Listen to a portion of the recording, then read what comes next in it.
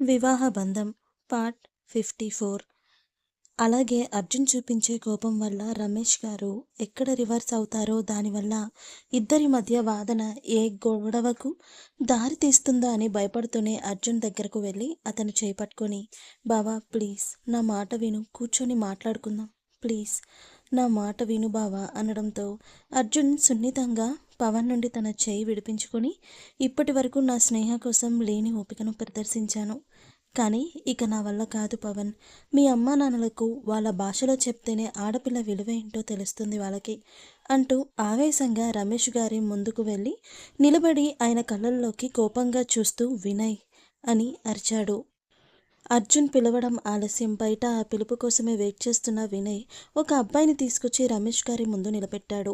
ఆ అబ్బాయి ఎవరో అర్థం కాక అందరూ అయోమయంగా చూస్తూ ఉండడంతో అర్జున్ ఆ అబ్బాయి వైపు చూస్తూ, ఆ రోజు ఏ అబ్బాయి మీ కూతురితో మాట్లాడడం వల్ల మీ కూతురి క్యారెక్టర్ మీద ఈ ఊరి జనం మచ్చ వేశారో అతను ఎవరో కాదు, ఇతనే అనేసరికి ఈ సారీ షాక్ అవ్వడంతో అందరి వంతు అయ్యింది. అందరూ అలా షాకింగ్గా చూస్తూ ఉండగానే రమేష్ గారి ఎదురుగా నిలబడ్డ అతను ఆయనకి చేతులు జోడించి, నన్ను క్షమించండి సార్, ఆ రోజు మీ అమ్మాయిని నేను వెళ్ళాల్సిన అడ్రస్ క్లారిటీ లేక అది తెలుసుకోవడానికి ఆ అమ్మాయిని అడ్రస్ అడిగాను, కానీ ఇంకేం లేదు సార్. అయినా ఇంకా ఏ కాలంలో ఉన్నారు సార్ మీరు? ఒక అమ్మాయి అబ్బాయి మాట్లాడుకుంటేనే వాళ్ళ మధ్య తప్పుడు సంబంధం అంటగట్టి వాళ్ళని జడ్జ్ చేసే సొసైటీలో ఉన్నారా? ఆ రోజు నేను జస్ట్ అడ్రస్ అడగడం వల్ల మీ అమ్మాయి క్యారెక్టర్ని జడ్జ్ చేసేంత వరకు ఈ ఊరి జనం ఆలోచిస్తారు అని తెలుసుంటే మీ అమ్మాయినే కాదు, అసలు ఇక్కడ ఎవరితోనూ మాట్లాడకుండా నా తిప్పలేని ఏవో నేను వెళ్ళాల్సిన చోటుకి వెళ్ళుండేవాణ్ణి అనేసరికి అందరూ ఆ రోజు జరిగింది గుర్తు చేసుకున్నారు. అప్పుడు స్నేహ ఎంతగా నేను ఎలాంటి తప్పు చేయలేదు అని ఎంత ప్రాధేయపడినా వినకుండా రమేష్ గారు ఆమెకు బలవంతంగా పెళ్లి చేయాలని అనుకున్నారో గుర్తు రాగానే అందరూ స్నేహను తలుచుకొని బాధపడుతూ కన్నీళ్లు పెట్టుకున్నారు. రమేష్ గారు మాత్రం ఊర్లో వాళ్ళ మాటలు విని తన సొంత రక్తాన్ని అనుమానించినందుకు అన్న పశ్చాత్తాపంతో ఆనాటి తన కూతురి పరిస్థితి తలుచుకొని మౌనంగా తలదించుకున్నారు. ఇంతలో అర్జున్ తన కోపాన్ని కష్టంగా కంట్రోల్ చేసుకొని ఆ వచ్చిన అతనికి థ్యాంక్స్ చెప్పి వినయ్తో బయటకు పంపించేసి వెళ్ళి రమేష్ గారి ఎదుట నిలబడి సూటిగా ఆయన కళ్ళల్లోకి చూస్తూ, ఆడపిల్ల అంటే ఎందుకు అంత చిన్న చూపండి మీకు? ఏ ఆడపిల్ల పుడితే మగాడు కాకుండా పోతాడా? అసలు ఆ ఆడదే లేకపోతే మీరు లేరు అన్న విషయం మీరు ఎందుకు గ్రహించలేకపోతున్నారు అని అడిగాడు ఆవేశంగా. అర్జున్ ప్రశ్నలకు రమేష్ గారికి ఆయన ఇప్పటి వరకు చేసిన తప్పులు, తన సొంత బిడ్డలని ఆయన చిన్న చూపు చూడడం, అసలు వాళ్ళని ఒక్కసారి కూడా ప్రేమగా దగ్గరికి తీసుకోకపోవడం, చెయ్యని తప్పుకు బాధ్యుల్ని చేస్తూ వాళ్ళని దూరంగా పెట్టడం, ఇలా అన్నీ ఒక్కసారిగా కళ్ళ ముందు మెదిలేసరికి అప్పటి వరకు కేవలం తన పెద్ద బిడ్డ స్వప్న విషయంలోనే గిల్టీ ఫీల్ అవుతూ ఉండే స్నేహ తల్లిదండ్రులు తమ కూతుర్ల ముగ్గురు తమ ప్రేమ కోసం ఎంతగా అల్లాడిపోయి ఉంటారో తలుచుకొని ఆయన అహం సన్నగిల్లి తండ్రి మనసు బాధతో కన్నీళ్లు పెడుతూ ఒక్కసారిగా కుప్పకూలిపోయారు. ఆయనతో పాటే స్నేహ తల్లి కూడా ఏడుస్తూ నేలకు ఒరిగేసరికి శివరాం గారు కొడుకుని కోడల్ని అలా చూసి బాధపడుతూ ఉండగా, పార్వతి గారు నీకు ఎన్నోసార్లు ఆడపిల్లను చిన్నచూపు చూడొద్దు అని అర్థమయ్యేలా చెప్తూనే ఉన్నాను రమేష్. ఆడబిడ్డను దేవతలా భావించే మీ నాన్న రక్తం పంచుకొని పుట్టిన నువ్వెందుకు ఇలా తయారయ్యావో నాకు అర్థం కావట్లేదు. నువ్వు నీ తోడ పుట్టిన చెల్లెల్ని చిన్నచూపు చూడడమే కాదు, నీ కడుపున పుట్టిన బిడ్డలను కూడా చిన్నచూపు చూస్తూ వాళ్ళని ఎవరో పరాయి వాళ్ళలా దూరం పెట్టేశావు.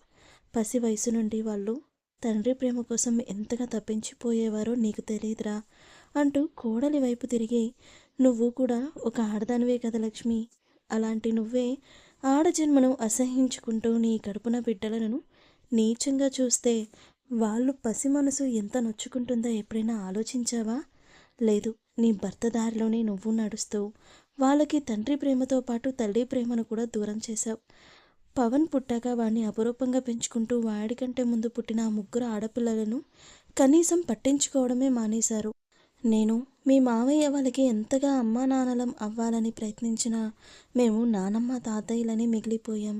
లక్ష్మి, అయినా ఆ ముగ్గురిలో ఏ ఒక్కరు ఈనాడు మీ ముందు గొంతు పెంచి వాళ్ళ మనసులో ఉన్న బాధను బయట పెట్టింది లేదు. అయినా వాళ్ళంటే లోకువే మీకు. స్వప్నకు దాని ఇష్టంతో సంబంధం లేకుండానే పెళ్లి చేసి ఒక వెధవకి కట్టపెట్టారు. ఆ నీచుడు అమ్మాయికురాలిని వాడి పొట్టన పెట్టుకున్నాడు. అది తెలియని మనం వాడి మీద జాలి చూపిస్తూ వాడిని ఇంట్లోకి రానిచ్చేసరికి వాడి నీచపు దృష్టి మిగిలిన ఇద్దరి మీద పడింది. అది గ్రహించిన దివ్య దాని మానాన్ని అర్థం చేసుకొని దాని ప్రాణంగా ప్రేమించిన వాడితో వెళ్ళి పోయింది. ఊర్లో వాళ్ళ మాటలు విని చెయ్యని తప్పుకి స్నేహకు శిక్ష వేస్తూ ఆ నీచుడికే ఇచ్చి పెళ్లి చెయ్యాలి అని నువ్వు నీ భర్త నిర్ణయించుకున్నారు. కానీ అప్పుడు స్నేహ ఇష్టంతో పని లేదు మీకు.